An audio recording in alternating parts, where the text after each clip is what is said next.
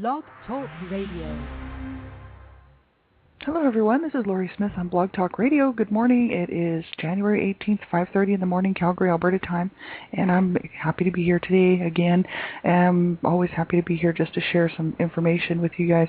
This is a live streaming internet radio broadcast from blogtalkradio.com, and I do have a guest call-in number if you'd like to phone in. I'm on for 15 minutes every morning, Monday through Friday at 5:30, just to do a quick talk and just to be a voice, a continual kind of voice out there regarding the issues of child abuse and human rights abuses. And this is one child abuse survivor to another. So we were talking last week about child sexual abuse, and it's just such an epidemic and such a problem in the world, and it always has been.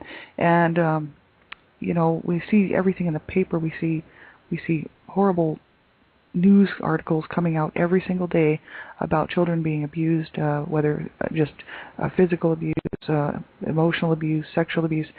It's horrible. And child sexual abuse is just not talked about very much because it's the nature of the topic is so it's so disturbing, you know, and it's so many people are so sensitive to it. They almost just can't listen to it. And I think it really needs to be talked about. If there's ever going to be any real progress made in the prevention and awareness department of, you know, stopping child sexual abuse, we're going to have to start talking about it. And so we all just need to remember that this is going on all the time, and it does need to stop immediately. So I just thought we'd continue on. We only got to cover a little bit last week, and I found some good stuff, so I really wanted to share that with you. And you can phone in. I have a guest call-in number, 917-889-3736. And you're welcome to phone in if you have something topic-related, if you have a resource for maybe adult survivors of child sexual abuse that you think really people could really benefit from. Please do phone in and let us know. And also have a chat window up, and you're more than welcome to sit in there and just listen, or if you have a question and I don't get to you, make sure you hang on there, because I do go on after the show, and I can try to help you find whatever you're looking for if you're looking for some information. So please do get a hold of me if you need some information.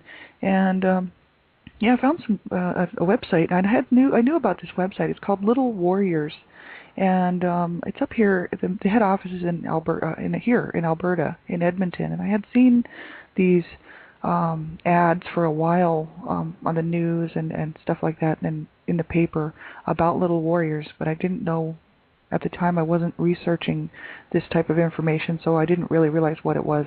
I knew it was something to do with children, but I didn't really pay much attention to it. And the advertising obviously wasn't all that great because it didn't catch my attention. So it's a great website, and I really highly recommend it for anyone who's dealing with child sexual abuse in their home, in their family, or if you know you're a survivor, an adult survivor. There's lots of good information on that website, and I didn't really know much about it. So I found it. It is at www.littlewarriors.ca. And all this, I wanted to read some stuff I found on there. They had the same as last week. I was working on just reading from an article I found on healthyplace.com, and I thought we'd continue on with that. But the rest of that is to do with adult survivors of child sexual abuse. So I'll finish up with that. But I found some more information. It's pretty good on just child sexual abuse and signs and symptoms we already went through. They have pretty much the same signs and symptoms of child sexual abuse on this Little Warriors website as they did the other one, because it's all pretty much the same knowledge. But they had what I thought they had a good representation of was lures of sexual predators. There's 15 listed here. There's, you know, like the affection lure, assistance lure, authority lure, you know, to lure children. So this is something that parents, if you have children, you can go in and you can find out that on this website they have all kinds of really proactive prevention and awareness information on what to look for, how to actually handle this situation with your child. If you have a child and you're trying to really educate them regarding child sexual abuse and child sexual predators, but you want to do it properly, you need to go to a website like this or find out in your local community, you know, from your maybe from a parenting group, who to go to get some good information, because there is good information out there. And children are now in schools. I think some of the schools work with the good touch, bad touch thing, and they try to incorporate, child sexual abuse awareness, so that the children are actually aware of how to handle this and what to look for, right? So, this is so important. So important. We cannot stress this enough. I'm gonna do everything I can to get involved, and locally as well. I'm not really locally involved right now because I've just been so busy going to school and working, and in the last 6 months or so.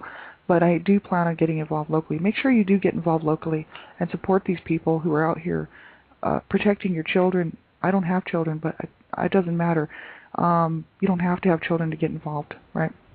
It's a matter of caring enough to do something about it if you can. And I mean, if you can't, you can't, right? But even just being aware of it, it makes the difference, right? So I thought we'd just read some of this. There's a whole. I'll go into the other lures there in a little while because I wanted to start with it's called Prevention and Learn the Facts on Little Warriors. So I'm just going to start reading right from that page, and you can find that just by going to www.littlewarriors.ca, and you'll see, you can scroll through there, and it's got a section on prevention, and it says Step 1, learn the facts. Step 2, minimize opportunity. Step 3, talk about it. Step 4, stay alert. Step 5, make a plan.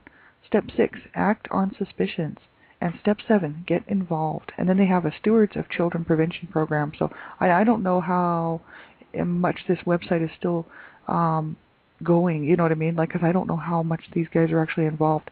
But it is good just for the information. I found that the information on there was good anyway. If it's old, it's old. But some of their statistics are quite old, so I'm not even going to use their statistics because they're from like 1988. There's up-to-date current statistics, which I'll probably research this week, and I'll have that for you. And you can find it on the net too. There's lots of great websites for that. Dreamcatchers for Abused Children is very current, and they keep everything as current as they can. And that's a great website. I am a volunteer for Dreamcatchers for Abused Children, so make sure you go and check their website out, it's http dreamcatchersforabusedchildren.com. And so Step 1, learn the facts. Learn the facts and understand the risks. Realities, not trust, should influence your decisions regarding children, right? Realistically, getting the actual information, the facts, right? Not just something you think or someone tells you, right? So that's why I'm searching out facts. I'm looking for the real material here, because this is so important and it just has to stop. Step 2, minimize opportunity. If you eliminate or reduce one adult, one child situations, you'll dramatically lower the risk of sexual abuse for children. And I'm just reading right from their page here. They said, an organization in my community has programs for children but puts no limits on one adult, one child situations. Should I be concerned? That's a question that somebody might ask, right? And they said, reduce the risk, protect children. Understand that abusers often become friendly with potential victims and their families, enjoying family activities, earning trust, and gaining time alone with children. Think carefully about the safety of any one adult, one child situation. Choose group situations when possible. Think carefully about the safety of situations in which older youth have access to younger children. Make sure that multiple adults are present who can supervise. And set an example by personally avoiding one adult, one child situations with children other than your own, right? Monitor children's internet use. Offenders use the internet to lure children into physical contact, and man, don't we see a lot of that in the news today. And I know if I was a parent, I would be highly concerned and on top of that internet situation with my kids. And you can't do enough to protect your kids. I don't have kids, but I know if I did, I would be on the ball, because if you look in the paper, these children are these children that are dead and that are in the hospital, or are scarred for life, emotionally, psychologically, physically scarred for life from being sexually abused, are someone's children, right? They're not just, it's not just some other, reality for, that doesn't really exist. This is happening, everyone, and it's happening right in our own backyard. So, I don't have children, but I know if I did, I would be seriously looking into what they do, what they're doing online, first of all, on the internet, and who their friends are and where they're going, and there's ways to do it without pushing them away. I've seen it because it's on the web. Parents, you got to look out for your kids, and it is so important, right? Reduce the risk. Insist on policy. It says talk with program administrators about the supervision of older youth who have responsibility for the care of children. Insist on screenings that include criminal background checks, personal interviews, and professional recommendations for all adults who serve children. Avoid programs that do not use all of these methods, It's very important to know what's going on. Insist that youth-serving organizations train their staff and volunteers to prevent, recognize, and react responsibly to child sexual abuse. Ensure that youth-serving organizations have policies for dealing with suspicious situations and reports of abuse. So there's lots of good information. One-on-one time with a trusted adult is healthy and valuable for a child. It builds self-esteem and deepens relationships. There are things you can do to protect children when you want them to have time alone with another adult.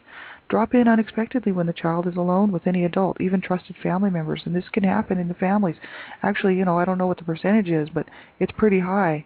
Most sexual abuse is occurring within the family unit because that's who has access to the children. Think about it. That's who is who the child is in the care of is generally, a lot of times a family member. So drop in on them unexpectedly, right? See what they're doing. Make sure outings are observable, if not by you, then by others, right? Make sure that they're in a public place and that other people will be able to keep an eye on them. Ask the adult about the specifics of the planned activities before the child leaves your care. Notice the adult's ability to be specific, right? Talk with the child when he or she returns, and notice the child's mood and whether the child can tell you with confidence how the time was spent. And find a way to tell the adults who care for children that you and the child are educated about child sexual abuse. Be that direct, right? You have to be direct, with your child when it comes to the safety and the health of your child, right? Because they're counting on you to do that for them, And it cannot be expressed enough, and it's just such a serious problem that people do need to start getting serious about it. I mean, I see stuff in the paper all the time, and there's news reports coming out from dream catchers all the time regarding what's happening out there, and there is really, it's a problem. It's an epidemic, child sexual abuse, and if you're a survivor of child sexual abuse, just hang in there because there's support groups out there, and I belong to a couple myself. And there is resources and support, so make sure you get a hold of me if you need some of that information. I'm going to actually read off a few resources here in a minute. Then, like tomorrow morning, there's a step 3 is talk about it, and we'll go through that, and we will. It's a little bit longer section, and it's pretty good. Step 4, stay alert and stuff. Step 5, make a plan. So we'll continue on with this week, and just keep going with child sexual abuse. It's just so important, and I wanted to actually really cover it and do a good job on it because not very many people are talking about it because of this, the sensitivity of it, and it needs to be out full front and center. This is a real problem. It needs to stop now. Right? So we have to be on it. Little Warriors, www.littlewarriors.ca. Head office is in Edmonton.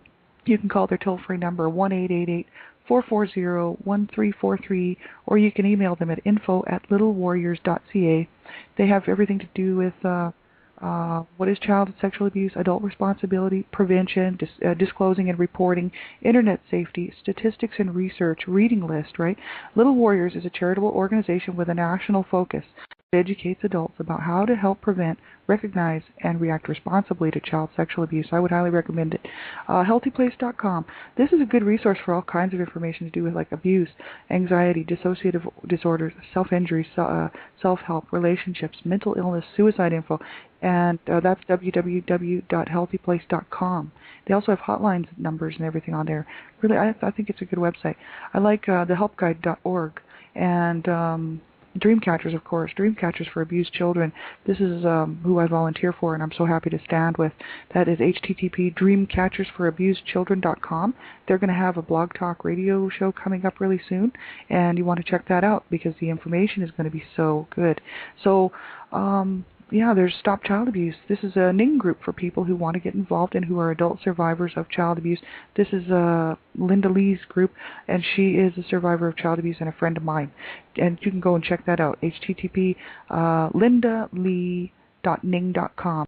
and it's a support group started by Linda Lee. So get a hold of me if you need some more of this information. I've tons and tons of resources. And I'll be back on tonight, 9:30, talking about child abuse again. And we're going to keep the child sexual abuse to the AM shows just because that's how I want to work it. Have a great day.